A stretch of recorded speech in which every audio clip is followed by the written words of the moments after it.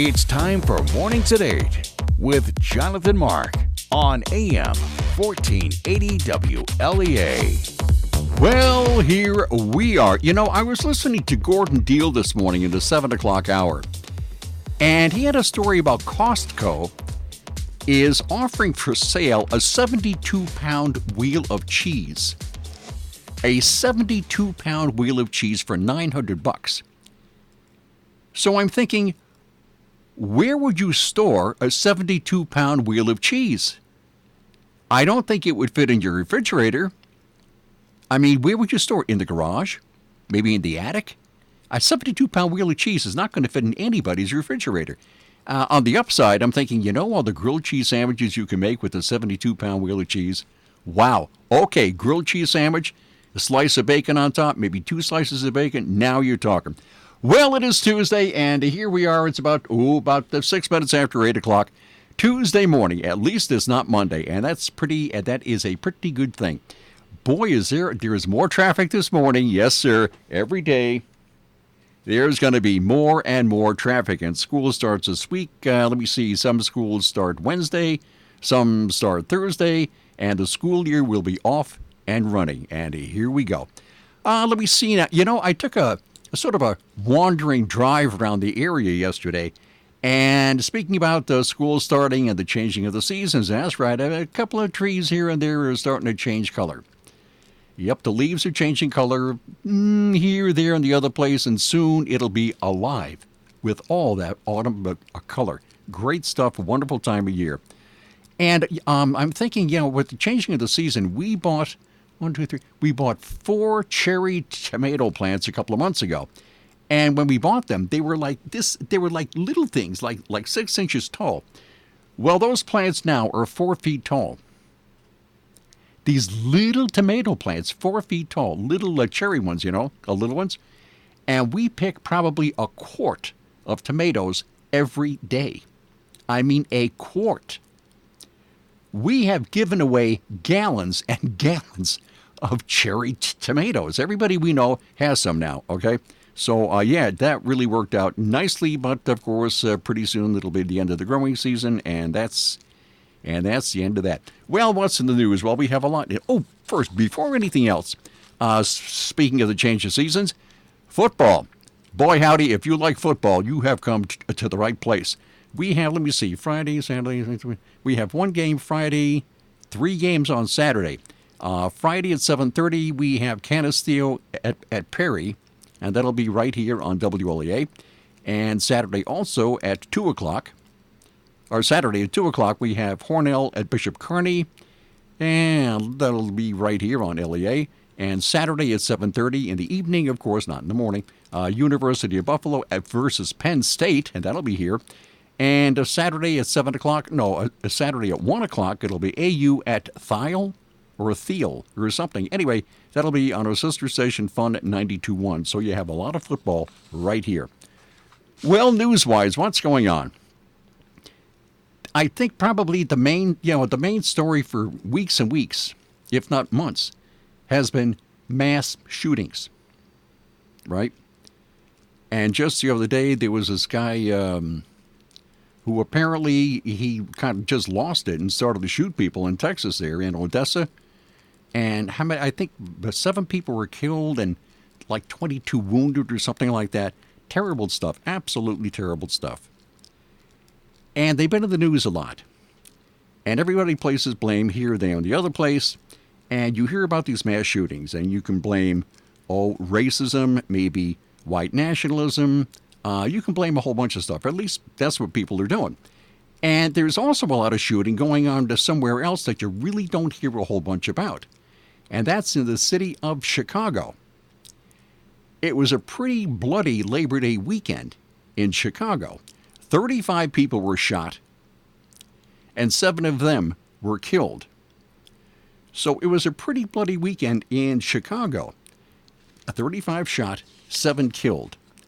2 deadly shootings unfolded Sunday within just over 20 minutes.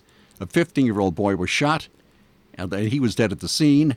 An unidentified man and woman were shot at a party, and the man later died at a medical center. Also Sunday, there was a drive-by shooting on the southwest side. One man was killed and another was seriously wounded. And the previous day, 2 men were killed and 3 wounded after a shooter opened fire at a group of people who were on the front porch of a home. And 2 dead at 2 separate hospitals. And there was also, but wait, there's more, a double shooting at Humboldt Park claimed the life of an 18-year-old boy. And that was, another man was wounded Saturday morning. And then another man was shot and killed early Saturday morning while he was outside with a group of people. So overall, it was a pretty violent weekend in Chicago, and you don't really hear a whole bunch about that. Let me see. Overall, the city experienced a more violent weekend compared to this time last year. In 2018, Chicago's Labor Day weekend saw 4 people killed and 23 people wounded. And this past weekend was not the most violent weekend this year in Chicago. The most violent weekend occurred, this is September, so it was in August or July or something. 52 people were shot. 52 people were shot, and 10 of them were killed. So you had 42 wounded and 10 killed. And you don't really hear anything about that. You just don't. Probably because in that case, as I said, it isn't really easy to lay blame, right? It's really easy to blame, as I said, racism or white nationalism or Trump. That's always good. You could always blame Trump and his rhetoric. But you can't really blame him or anything else for these things in Chicago. And that's kind of unusual. So why do we hear about that? I don't know. They just don't hear about it. Okay, not an easy target, I guess. I don't understand that. And speaking of shootings, we have gotten so paranoid. I mean, we have gotten so, not timid. Timid's not the right word. Paranoid is the right word. It is. This was in Business Insider. An American tennis player has been fined $10,000. This guy was fined $10,000 for pointing his tennis racket like a rifle at a U.S. Open official. Mike Bryan, who I've never heard of. Anyway, Mike Bryan has been fined $10,000 by the U.S. Open after pointing his racket at an official like a rifle. Bryan made the gesture during the second-round doubles win over Federico Delbonis and Roberto Caballos on Sunday. The ill-timed gesture followed a gunman killing 7 people in a mass shooting in Texas. Now, what a tennis racket has to do with a rifle, I have no idea, and killing people, I don't understand that. But Bryan told reporters after the match, "I apologize for any offense I may have caused. We won the point, and the gesture was meant to be playful." Well, $10,000. Yeah. Anyway, Mike Bryan, alongside his brother Bob Bryan, beat these 2 guys in sets, and there you go. The gesture happened late in the second set when Bryan challenged a call on a shot from Delbonis, which landed close to the baseline. The ball was given in, but upon review, it was shown to have fallen out by a fraction of an inch. So he points his tennis racket. And there's a photo of him doing this, and there's a racket, and there's the guy. Okay, obviously he's kidding around. I mean, he's kidding around. But they fined him $10,000. Holy mackerel. So there you go. I mean, this guy was fined $10,000. That seems a little harsh, I think. Just a little bit. You know, last week I mentioned a story that I had here on LEA. It was sometime in the 1990s. I mentioned it last week, I think, where this elementary school student took a chicken wing and pointed it at a fellow student in a cafeteria at school, and he said bang, and the kid was suspended. I don't know. We have gotten awfully touchy. I don't know about that. And what else have we here? Oh, we have a whole bunch of stuff. You've heard about the controversy around Chick-fil-A. Well, here's yet a little more. Kansas University faculty wants Chick-fil-A banned from campus for fears of, quote, safety and mental well-being. Okay. A few Kansas University faculty members are not fans of allowing Chick-fil-A to be served on campus because they believe the chain violates, quote, safety and inclusion. Now, what does a restaurant have to do with inclusion or safety? Okay, the faculty council, filled with, quote, extreme frustration, wants America's favorite restaurant removed from campus for being a bastion of bigotry, after KU administrators relocated a Chick-fil-A from a basement to prime real estate on campus to the Memorial Union. But worse yet to the council is the Chick-fil-A toss at the start of the Jayhawks football home games. The culture of it says, no, who said this? Boop, boop, boop, boop. Who did say this? Oh, it's by the staff council in a 2-page letter. The culture of Chick-fil-A fosters hate and discrimination on multiple levels, the Sexuality and Gender Diversity Faculty and Staff Council wrote in a 2-page letter, accusing university leaders of being, quote, more concerned about money and corporate sponsorship than the physical, emotional, and mental well-being of marginalized and LGBTQ people.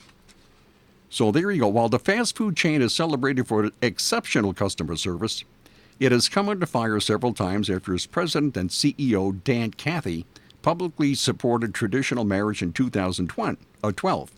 And opponents have accused Chick-fil-A of being anti-LGBTQ for its charitable giving to the Family Research Council and Salvation Army, to name a few.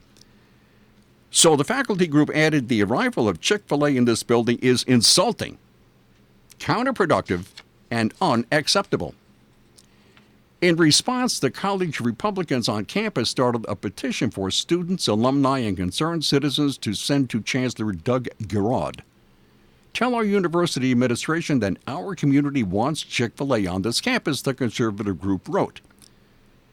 So Katie Batza, an associate professor of women and gender studies, told the Kansas City Star that hundreds, quote, will boycott or protest, but lamented that the request was falling on deaf ears. So let me see here. Moving forward, I believe it is important to have thoughtful discussion and deliberation when we enter into contracts. In the future, we will do so in a manner that is transparent and informed by our commitment to affirm diversity and to be a welcoming and inclusive campus, the email said, according to the University Daily Kansas. So, now, you don't hear complaints about the food, and you don't hear complaints about the service, and everybody's treated equally. You can walk in there, sit down, order a meal, everything's fine. So the owner of the chain, in his own private views are like this, okay? They're like this. That's his own private views. But the corporation, the restaurants, are fine. Anybody can come in. Nobody's harassed. There's nothing, and the food's good. Everybody. I've never tried it, but apparently it's a pretty good place. So because of his privately held views, they want to ban this restaurant. There's something seriously wrong with that. If you recall, Chick-fil-A had this, in the spring or something. I don't remember where I had or when I had the story, but the restaurant was banned from the Buffalo Niagara Airport. Again, because of the privately held views of the owner of the chain. Had nothing to do with the service or the employees or the food or anything. It was the privately held views. There is something seriously sick about that. There really is. I mean, there really is. And so there you go. And I don't know. Will Chick-fil-A win? Will they not? I have no idea. But it's pretty sad. I mean, it really is pretty sad stuff. Yeah, that's pretty dangerous, you know. And how many times have restaurants recently, if you think about it, how many times have restaurants been involved in controversy recently? It's the strangest thing. I don't know. Okay, fine. Let me see. What else have we here? And let me see. This is where they. Oh boy, here's the time. Okay, this is from USA Today. Arkansas woman drowns after 911 dispatcher tells her, quote, to shut up. this is pretty weird. An Arkansas woman drowned in her vehicle Saturday while on the phone with a 911 dispatcher who has been described as, quote, callous and uncaring by the cops. Deborah Stevens, 47, desperately pleaded for help as a dispatcher scolded her for driving into water. Now, the road was flooded. At one point, telling the drowning woman to, quote, shut up. And that's according to audio of the 911 call. And who got that call? USA Today, right. The death of Deborah Stevens, 47, has prompted the Fort Smith's Police Department to investigate its internal policies over the incident, the Southwest Times reports. The dispatcher on the call, identified by the paper as Donna Raynaud, was working her last shift as a dispatcher and dispatch trainer when she picked up the call early Saturday morning. Let's see. They were inundated with the 911 calls. They were stranded in floodwaters. So this lady who eventually drowned was unable to describe her exact location. And the lady said that the water was all the way up to my windows and I can't get out and I'm scared to death, ma'am. And the dispatcher said, can you please help me? She asked the dispatcher, can you please help me? And the dispatcher repeatedly told Stevens that she would not drown. Later in the call, Stevens pleads with Raynaud, telling her she's scared. And Raynaud replied that she's going to have to put her on hold. So here's this lady's drowning, and she's scared, and the dispatcher puts her on hold. About 11 minutes into the phone call, Raynaud scolds Stevens, asking why she drove into water, and telling her that this would be a learning opportunity for her. I'm not making this up. This will be a learning opportunity for you. And the lady said, who's drowning, I'm sorry, ma'am, I didn't see it. And the dispatcher says, I don't see how you didn't see it.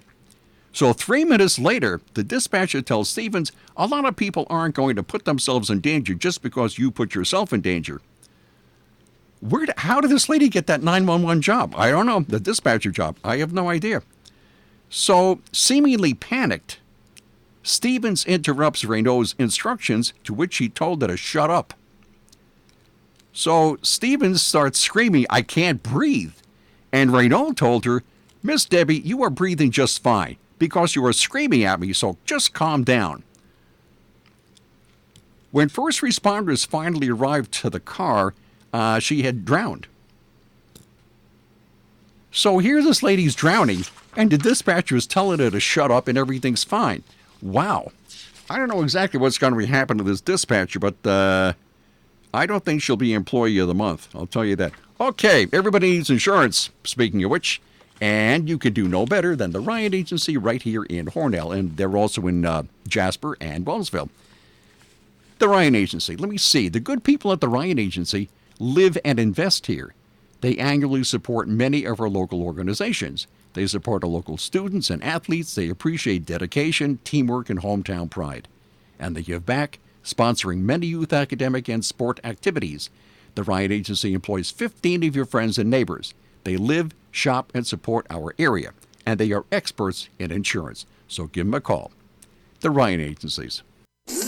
From the Fox Sports Studios in Los Angeles, here's Eddie Garcia. The opening week of college football came to a close with number 9 Notre Dame winning at Louisville 35-17. The game was tied at 14 after the first quarter. The Irish then outscored the Cardinals 21-3 the rest of the way. Running back Jameer Smith had a pair of touchdown runs for Notre Dame in the win. Baseball games of note, the Rays walk off with a 5-4 win over the Orioles in 10 innings, while the Indians beat the White Sox 11-3. So Tampa Bay still holds a half-game lead on Cleveland for the top wildcard spot in the American League. Cleveland now with a 1-game lead on idle Oakland for the number 2 wildcard spot in the AL. Cardinals beat the Giants 3-1. It was the Cubs over the Mariners 5-1. So St. Louis still has a 3-game lead on Chicago for the NL Central's top spot. Phillies beat the Reds 7-1. It was the Diamondbacks all over the Padres 14-7. Philadelphia remains 2.5 back of Chicago for the number 2 wildcard spot in the National League. Arizona's 3.5 back. The Yankees were shut out by the Rangers 7-0. First time in 221 games the Bronx Bombers were blanked. Astros and Dodgers also win. They, along with New York, all have hit the 90-win mark. From the Fox Business Network, stock futures are sharply lower. The U.S. imposed new 15% tariffs on imports from China over the long holiday weekend, and China responded with its own tariffs on products it imports from the U.S. China's currency, the yuan, slipped this morning to the lowest level against the dollar in more than a decade. The Boeing 737 MAX planes might not be flying again until next year. The Wall Street Journal says Boeing and air safety regulators in Europe say they need additional time to review proposed changes. Liquidation sales are expected to begin in the middle of this month at 100 Sears and Kmart locations targeted for closing by the end of the year. The closures will leave fewer than 300 Sears and Kmarts. The Dow was up 41 on Friday. The Nasdaq dropped 10, the S&P up a point. With the Fox Business Report, I'm Jenny Cosola.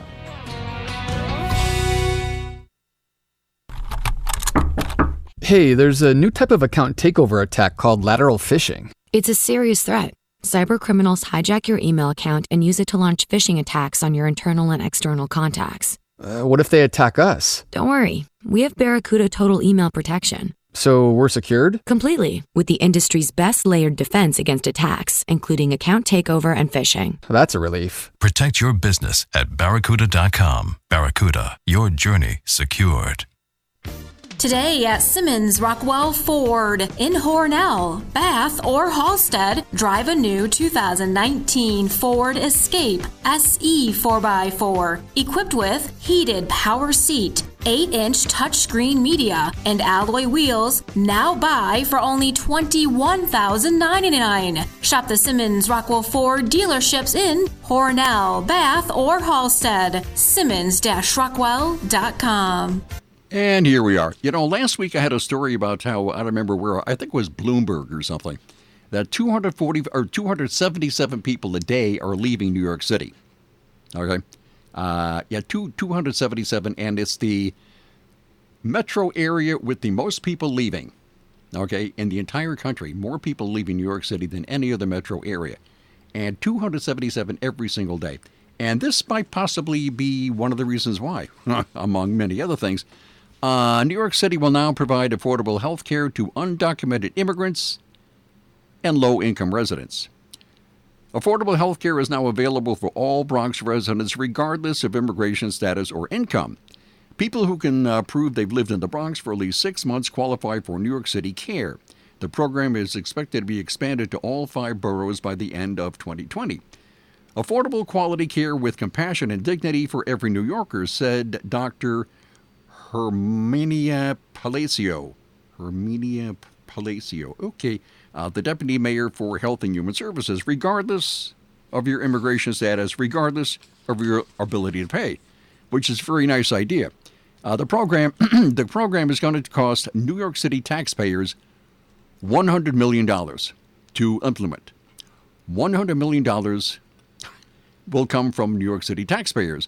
So that's probably maybe one of the reasons why people are leaving New York City at a pretty rapid rate.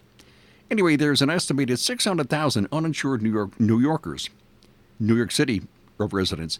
The city officials say this program will ensure every one of them has access to health care once the program is finished rolling out. So there you go.